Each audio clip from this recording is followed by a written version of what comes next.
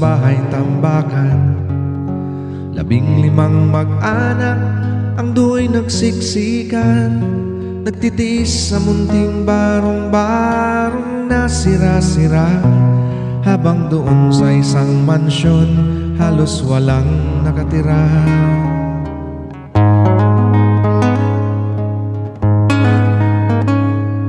Sa init ng tabla't karton, sila do'y nakakulong sa lilim ng nyerong kalawang at mga sirang gulong. Pinagtagpi-tagping basura, pinatungan ng bato. Hindi ko maintindihan bakit ang tawag sa ganito ay bahay.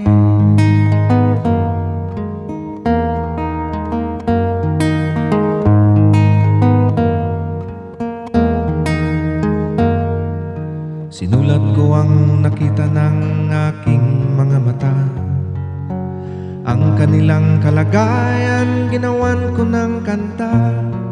Iginuhit at isinalarawan ang naramdaman, at sinangguni ko sa mga taong marami ang alam.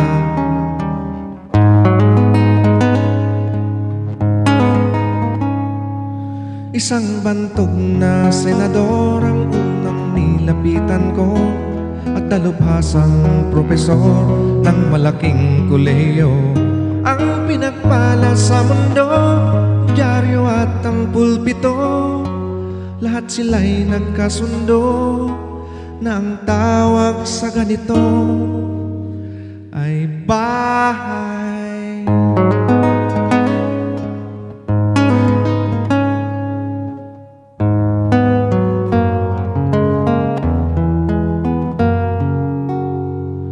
Maghapot magdamag silang kakayod kakahig, pagdakay tutukhang nakaupo lang sa sahig.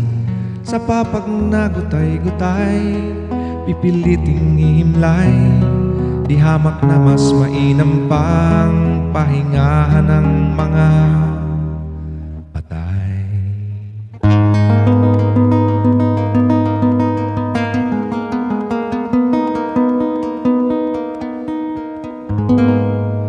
Baka naman isang araw kayo doon ay maligaw, mahipon nyo at marinig at mamoy at matanaw. Hindi ako nangungutya, kayo na rin ang magpasya.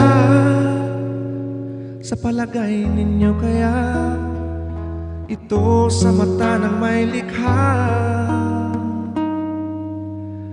ay